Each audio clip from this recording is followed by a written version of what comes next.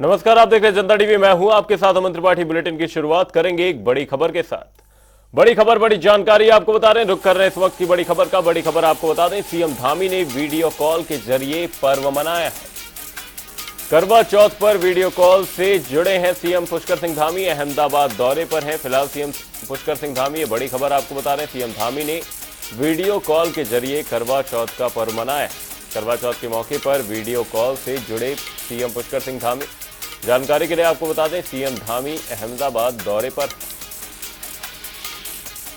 वहीं सीएम धामी ने video call के जरिए पर्व मनाया है। करवा चौथ पर वीडियो कॉल से जुड़े थे सीएम पुष्कर सिंह धामी। जानकारी के लिए आपको बता दें, अहमदाबाद दौरे पर है सीएम धामी।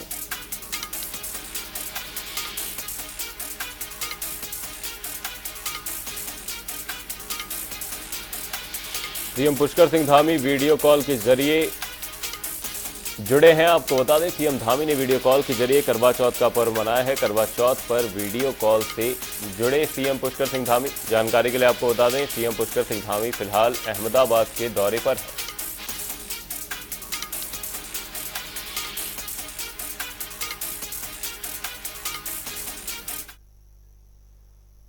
बुलेटिन में आगे बढ़ेंगे, रुक करेंगे एक और बड़ी खबर का। बड़ी खबर, बड़ी जानकारी सामने। रुक कर रहे हैं बड़ी खबर का। बड़ी खबर आपको बता दें, अहमदाबाद दौरे पर है मुख्यमंत्री पुष्कर सिंह धामी। अहमदाबाद से बड़ी खबर, बड़ी जानकारी आपको बता रहे हैं। अटल फुटओवर ब्रिज का इस दौरान उन्होंने दौरा किया है। वहीं ब्रिज गुजरात के विकास मॉडल की मिसाल है। वहीं ब्रिज से लोगों को रोजगार के नए अवसर मिले। वहीं पर्यटन क्षेत्र में तेजी से इस दौरान विकास हो रहा है। बड़ी खबर आपको बता रहे हैं, अहमदाबाद से मुख्यमंत्री पुष्कर सिंह धामी फिलहाल अहमदाबाद के दौरे पर हैं। वहीं इस दौरान उन्होंने अटल फुटओवर ब्रिज का दौरा किया है। वहीं ब्रिज गुजरात के विकास मॉडल की मिसाल है। वहीं ब्रिज से लोगों को रोजगार के नए अवसर मिले हैं। अहमदाबाद से खबर सामने, पर्यटन क्षेत्र में तेजी से इस दौरान विकास देखा जा रहा है। अहमदाबाद से बड़ी खबर, बड़ी जानकारी। अहमदाबाद दौरे पर है मुख्यमंत्री पुष्कर सिंह धामी। अटल फुटओवर ब्रिज का उन्होंने इस दौरान दौरा किया है।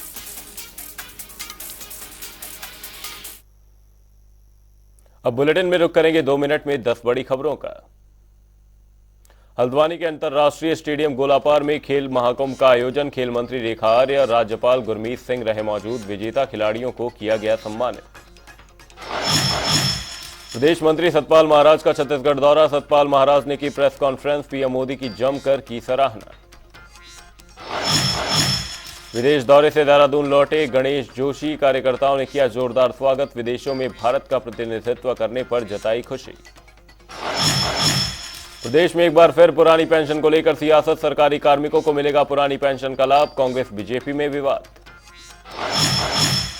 उत्तराखंड में निकाय चुनाव पर घमासान। निकाय चुनाव में देरी के लिए आमने सामने हुई बीजेपी कांग्रेस। एक दूसरे को ठहराया दोषी।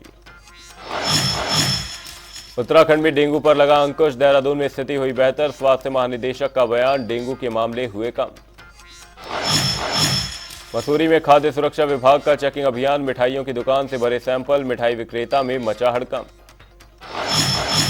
प्रदेश में प्रदूषण को रोकने के लिए धामी सरकार तत्पर। स्क्रैप नीति को किया लागू। 15 साल से पुरानी सभी गाड़ियां होंगी स्क्रैप। रुड़की में रंजिश के चलते अस्पताल से लौट रहे घायलों पर हमला। लाठी डंडों से किया वार, एक की मौत। हल्द्वानी के महिंद्रा शोरूम में चोरी का हुआ खुलासा। 2 शातिर चोरों को किया गिरफ्तार। लाखों की नकदी हुई बरामद।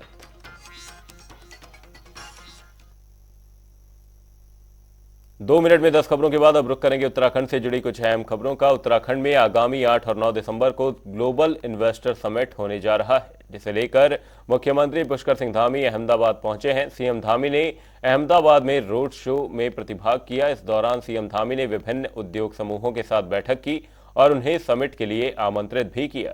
सीएम धामी ने उद्योगपतियों से कहा कि उत्तराखंड में निवेश करें, बेहतर माहौल मिलेगा। मोदी जैसे प्रधानमंत्री देश को दिए हैं। वहीं पीएम मोदी के नेतृत्व में वैश्विक पटल पर भारत ने एक अलग पहचान बनाई है। आगे उन्होंने और क्या कुछ कहा, वो सुनिए।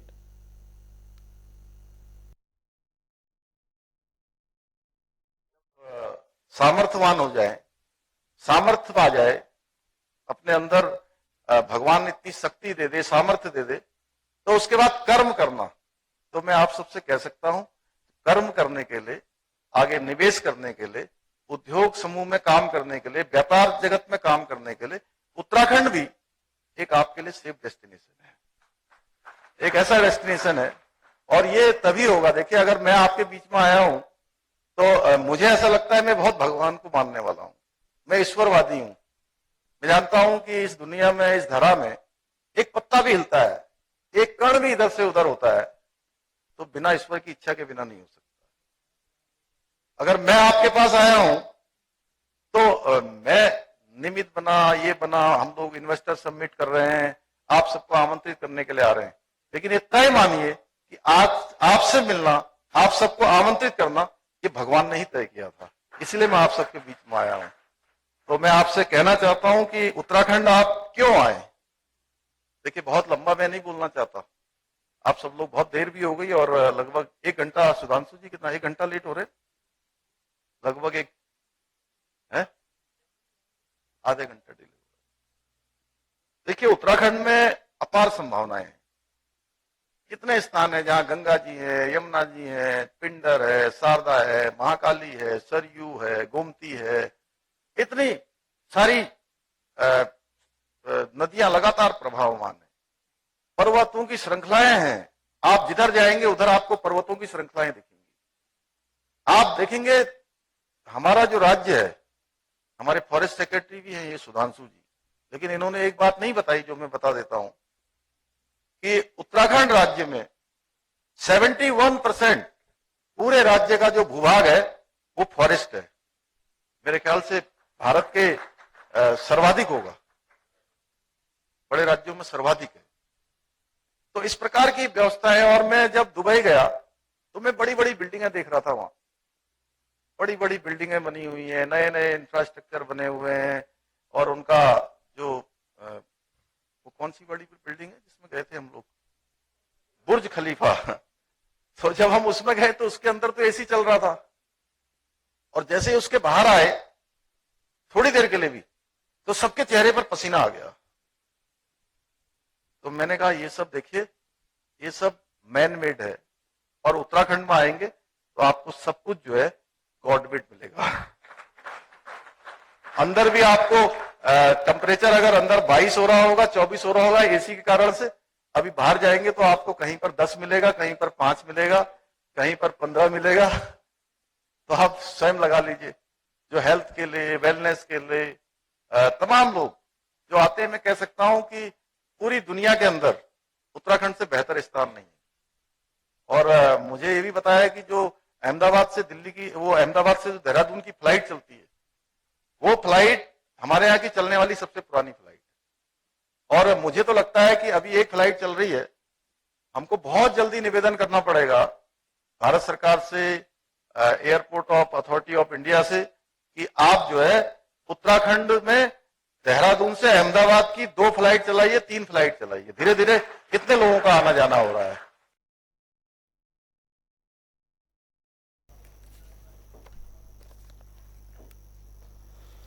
कृषि मंत्री गणेश जोशी अपने 10 दिवसीय विदेश दौरे से वापस उत्तराखंड लौट चुके हैं। देहरादून लौटने पर कार्यकर्ताओं ने उनका जोरदार स्वागत किया।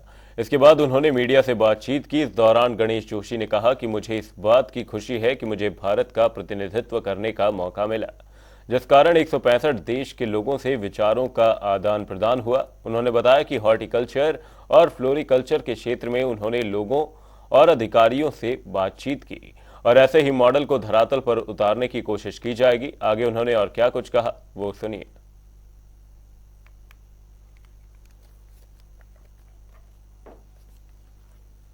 का चेयरमैन होने के नाते मुझे भारत का प्रतिनिधित्व करने का मौका मिला। मैं अपने एमडी और सेक्रेटरी के साथ 3 दिवसीय कॉन्क्लेव कानकुन में, उसके बाद मैं जर्मनी गया। 165 देशों के लोग वहां पर आए थे, विचारों का आदान प्रदान हुआ और वास्तव में हमें सीखने की आवश्यकता है। आज थाईलैंड जैसा छोटा सा देश सबसे ज़्यादा वर्ल्ड के अंदर और हॉर्टिकल्चर में कोई सबसे आगे है तो थाईलैंड है, फ्लोरिकल्चर में कोई आगे है तो नीदरलैंड है। उनके लोगों से हमने बातचीत की और जो हम वहाँ पर मैं सीख कर आया हूँ, मैं अपने अधिकारियों से बातचीत करके उसको धरातल पर उतारेंगे। और जो धामी सरकार का संकल्प है कि 2025 में जब राज्य 25 साल का होगा, देश के अग्रणी राज्यों में एक होगा, उस दिशा में हम काम कर रहे हैं। बुलेटिन में वक्त एक छोटे से ब्रेक का। ब्रेक के उस पार खबरों का सिलसिला रहेगा जारी।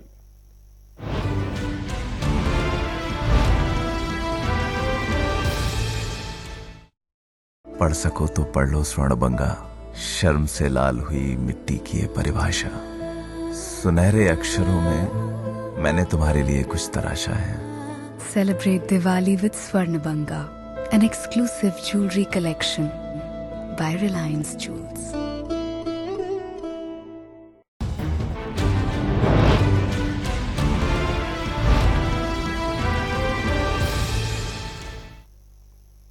ब्रेक के बाद आपका स्वागत है। आप देख रहे हैं जनता टीवी। रुक करेंगे अगली खबर का। उत्तराखंड में निकाय चुनाव होना है, लेकिन अभी तक तारीख तय नहीं हो पाई है। निकाय चुनावों में हो रही देरी के लिए अब दोनों ही पार्टियां, कांग्रेस और भाजपा, एक दूसरे को जिम्मेदार ठहरा रही हैं। निकाय चुनाव में हो रही देरी के लिए जब बीजेपी के प्रदेश अध्यक्ष महेंद्र भट्ट से पूछा गया तो उन्होंने निकाय चुनावों के समय पर न होने के सवाल पर उल्टा विपक्षी कांग्रेस को ही सवालों के घेरे में खड़ा कर दिया। महेंद्र भट्ट ने कहा कि कांग्रेस को निकाय चुनाव समय पर न होने पर सवाल नहीं उठाने चाहिए, क्योंकि उन्होंने खुद समय पर चुनाव नहीं कराए हैं। वहीं कांग्रेस के विधायक और सदन में उपनेता प्रतिपक्ष भुवन कापड़ी ने साफ कहा कि बीजेपी अध्यक्ष को ये बात नहीं कहनी चाहिए। कांग्रेस ने क्या किया क्या नहीं, इसे कहने की जगह ये बताएं कि आपने क्या किया, क्यों आप चुनाव नहीं करा पा रहे। निकाय चुनाव कराने की जिम्मेदारी सरकार की है, न कि विपक्ष की।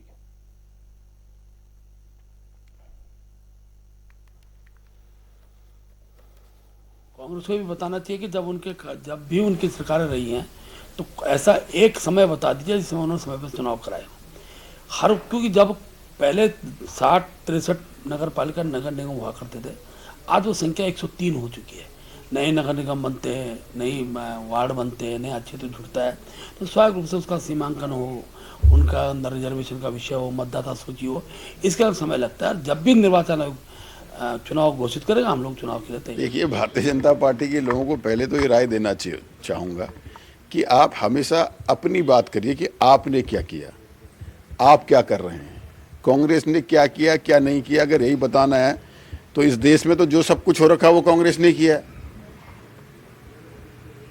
इस देश में अगर कुछ भी हो रखा है, कुछ भी निर्माण से लेकर कोई मैन्युफैक्चरिंग से लेकर विद्यालयों से लेकर आयाम तक जो है वो कांग्रेस ने खड़े किए हैं।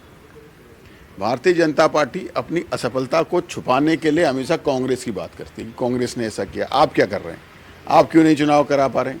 कांग्रेस ने तो हमेशा समय पर चुनाव कराए हैं। ये कोई नई बात नहीं है कि उत्तराखंड में जो पंचायत चुनाव आगे जा रहे हैं, ये परंपरा है, भारतीय जनता पार्टी की असफलता है। जम्मू कश्मीर में लंबे 4-5 साल से भी चुनाव नहीं हुए, ये सब आपके सामने है। उत्तर प्रदेश में जो है पंचायत चुनाव 6 महीने 8 महीने आगे गए, यहाँ भी जा रहे हैं, क्योंकि सरकार अधिकारियों के अधीन हो गई है। इस प्रदेश में सरकार का खाली मुखटा बनकर भारतीय जनता पार्टी के लोग रह गए, लेकिन चला ऐसे अधिकारी रहे, जैसा वो चाह रहे हैं वैसा हो रहे हैं, और ये बात इनके समझ में नहीं आ रही है।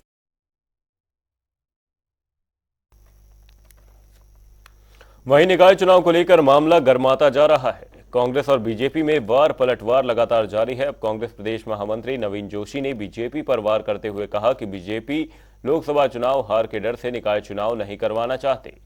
तो वहीं भाजपा प्रदेश प्रवक्ता सुनीता विद्यार्थी पलटवार करते हुए कहा कि कांग्रेस द्वारा कभी भी कोई भी चुनाव समय पर नहीं कराए गए।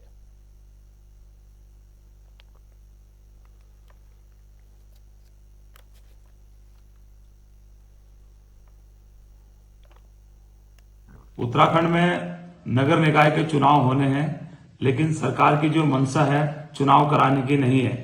चुनाव आयोग के द्वारा ये कहा जा रहा है कि अभी जो अंतिम मतदाता सूची जो जारी होगी वो 2 फरवरी प्रकाशन की उसकी अंतिम डेट होगी। लेकिन हम कांग्रेस पहले दिन से कहती आ रही है कि सरकार चुनाव से डर गई है। उनको मालूम है कि हम यहाँ पे चुनाव हार रहे हैं, लोकसभा का चुनाव हार रहे हैं। अगर नगर निकाय के चुनाव पहले कराते हैं तो उसका असर लोकसभा के चुनाव पे जाएगा। लेकिन ये यहाँ पे प्रशासक बैठाना चाहते हैं और स्मार्ट सिटी के नाम पे देहरादून की उन्होंने सारी सड़कें खोद दी हैं। विकास नाम की कोई भी चीज नहीं हो रही है। लेकिन हम तो पहले दिन से कह रहे हैं कि सरकार चुनाव से डर रही है। अगर इनमें हिम्मत है तो आइए ना, चुनाव लड़िए ना, आप चुनाव लड़के जीत के दिखाइए। आपने इतने समय कोई काम नहीं किया। चुनाव आयोग द्वारा कहा जा रहा है कि तैयारियां पूरी नहीं हुई है, ओबीसी का आरक्षण नहीं हुआ है। पिछले 5 सालों में आप बताइए आपने क्या किया।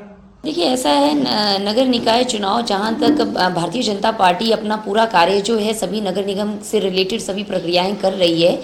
हमारे आज की डेट में 103 जो हैं वो हमने उसमें विस्तार किया है निकाय में, और जो सीमांकन की प्रक्रिया है वो लगातार चल रही है, और कुछ ग्रामीण इलाके हमने जोड़े थे जिनमें अभी सीमांकन का कार्य जो है वो चल रहा है। तो निश्चित रूप से पूरा होने पे चुनाव की दिशा में हम आगे बढ़ेंगे। और जहाँ तक कांग्रेस के तंज की बात है, कांग्रेस के पास कुछ भी मुद्दे जो हैं इस वक्त नहीं है।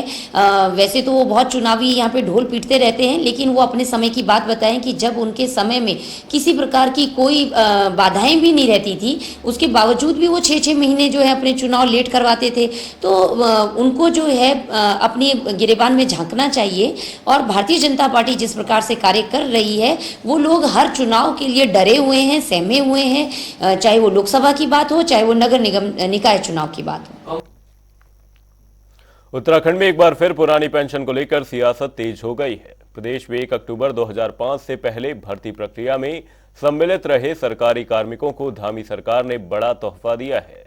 दरअसल पुष्कर सिंह धामी मंत्रिमंडल ने नई पेंशन योजना में सम्मिलित इन कार्मिकों को पुरानी पेंशन का विकल्प देने का महत्वपूर्ण निर्णय लिया।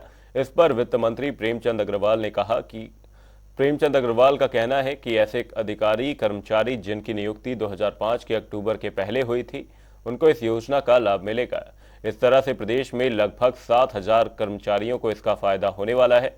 वहीं इस पर कांग्रेस पार्टी ने पलटवार किया। उपनेता प्रतिपक्ष भुवन कापड़ी ने कहा कि सरकार को सिर्फ 2005 के अक्टूबर में नियुक्त कर्मचारियों को ही नहीं, बल्कि उसके बाद के जो कर्मचारी हैं उनको भी पुरानी पेंशन का लाभ मिलना चाहिए।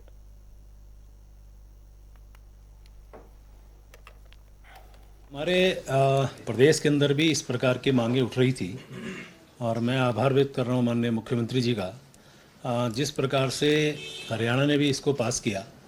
और हमने भी जो 1 अक्टूबर 2005 से पहले के जो हमारे कर्मचारीगण हैं उनको इसका लाभ मिलेगा, और उनको एक 3 महीने के लिए उनको एक हमने समय अवधि दी है जिसमें वो ऑप्शन अपना देंगे, और उसके बाद हमारे लगभग 7,000 लोगों को इसका सीधा सीधा लाभ मिलेगा।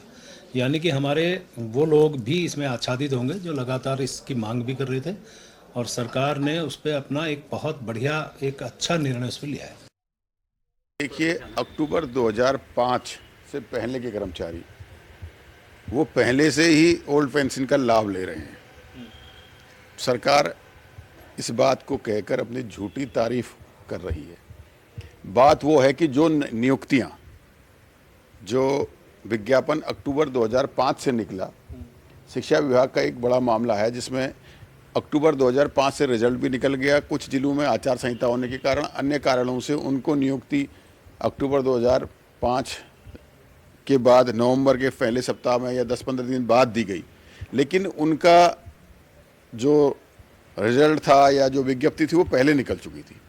तो उन सब लोगों को पहले से ही सरकार ने पुरानी पेंशन का लाभ देना चाहिए था। सरकार ये सिर्फ अपनी झूठी वाहवाही कर रही है।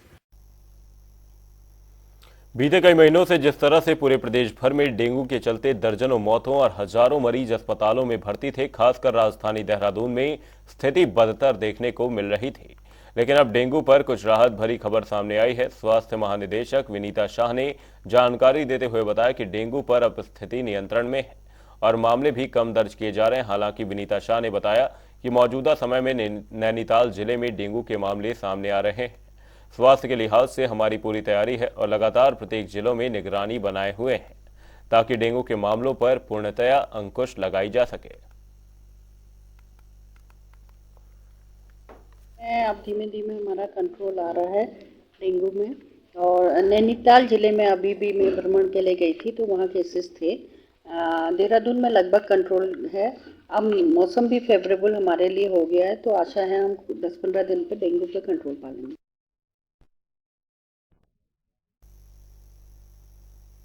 हल्द्वानी के एमबीपीजी कॉलेज में एनएसयूआई की रैली के दौरान छात्रों के दो गुट आपस में भिड़ गए। दरअसल एनएसयूआई की रैली के दौरान हल्द्वानी के आईटीआई गैंग के कुछ सदस्य कॉलेज परिसर में घुस आए और छात्रों के साथ मारपीट करने लगे। इस दौरान कुछ छात्रों को गंभीर चोटें भी आई, जिनको इलाज के लिए अस्पताल में भर्ती कराया गया है। इस मामले में फिलहाल उपद्रवी पुलिस की गिरफ्त में है। वहीं इसको लेकर हमारे संवाददाता संजय प्रसाद ने एबीवीपी के अध्यक्ष प्रत्याशी सूरज सिंह रमोला से खास बातचीत की। क्या कुछ रहा इस बातचीत में, वो सुनिए। जुलूस के दौरान दो गुटों के बीच में कुछ आपसी झड़प हुई। उस झड़प में एक छात्र की जो चेन है, पूर्व छात्र है, उसकी चेन खो गई है।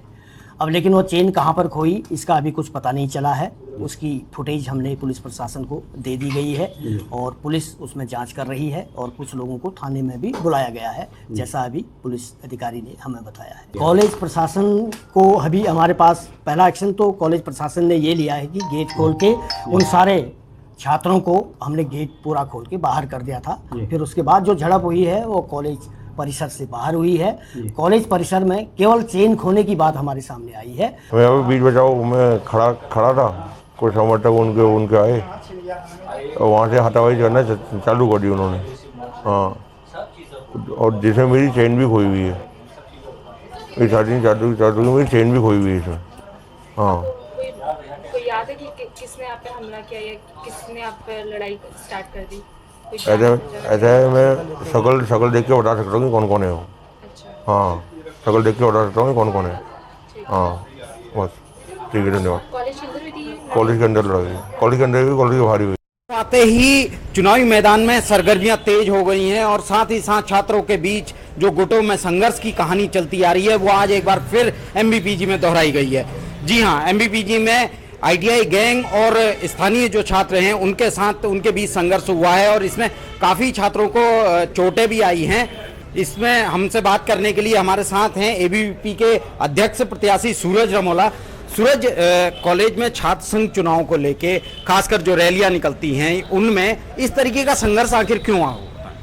ये छात्र छात्रों के बीच जो संघर्ष है, रैली निकली थी आज, बहुत सी 3-4 प्रत्याशियों की रैली आज कॉलेज में थी और उसमें बीच में ऐसा लड़ाई हो जाना ये होना नहीं चाहिए था, मगर हुआ है, तो ये जांच कर रहे हैं सभी लोग। नहीं, आप भी छात्र संघ अध्यक्ष के लिए चुनाव मैदान में हैं और आपके सामने इस तरीके का संघर्ष होता है तो आपकी क्या जिम्मेदारी उसमें नहीं बनती है? जिम्मेदारी बनती जरूर है। हाँ। अभी हम छात्र संघ प्रत्याशी हैं जी। जब हम जीत कर आएंगे तो अगले बार से हम इस चीज़ को देखेंगे कि रैली में कौन किस प्रकार के लोग आ रहे हैं, किस प्रकार से प्रतिबंधित करना चाहिए लोग। लेकिन कहा जाता है कि आईटीआई गैंग जो है वो एबीवीपी के सपोर्ट में काम करती है, एबीवीपी के साथ काम करती है, इसके लिए आप क्या कहेंगे? आईटीआई गैंग से हमारा कोई ताल्लुक नहीं है। वैसे हमारे कार्यकर्ता हमारे लिए विद्यार्थी परिषद, लेकिन आपके कार्यकर्ता आईटीआई गैंग में दिखते हैं? नहीं, हमारे कार्यकर्ता कोई आईटीआई गैंग में नहीं है और हमारे कार्यकर्ता महाविद्यालय के छात्र हैं और छात्र छात्राओं लड़ाई करने के लिए कॉलेज में नहीं आते। तो क्या आप उनके खिलाफ, आईटीआई गैंग के खिलाफ कॉलेज में उत्पात मचाने का और इसका मुकदमा दर्ज करवाएंगे? हमारा कोई विवाद ही नहीं हुआ है उनसे। आपके कॉलेज में विवाद हुआ है? आपके कॉलेज में संघर्ष हुआ है? वो प्रधानाचार्य चोटिल हुए हैं आपके छात्र? वो प्रधानाचार्य जी की जिम्मेदारी है, वो क्या एक्शन लेते हैं उनका क्या छात्र संघ की कोई जिम्मेदारी नहीं? छात्र संघ अध्यक्ष जो वर्तमान अध्यक्ष हैं वो उस पर लेंगे अपना निर्णय। चलिए, बहुत बहुत धन्यवाद। तो ये थे एबीवीपी के सूरज रमोला जो एमबीपीजी कॉलेज में छात्र संघ के अध्यक्ष पद के प्रत्याशी हैं। उनका साफ तौर पर कहना है कि इसमें हमारी कोई जिम्मेदारी नहीं बनती और एबीवीपी अपने हाथ अपने पैर पीछे खींचता दिख रहा है। जनता टीवी के लिए संजय प्रसाद, हल्द्वानी से। बुलेटिन में फिलहाल के लिए सिर्फ इतना ही। कहीं जाएगा नहीं। जनता टीवी पर खबरों का सिलसिला रहेगा जारी। तब तक के लिए नमस्कार।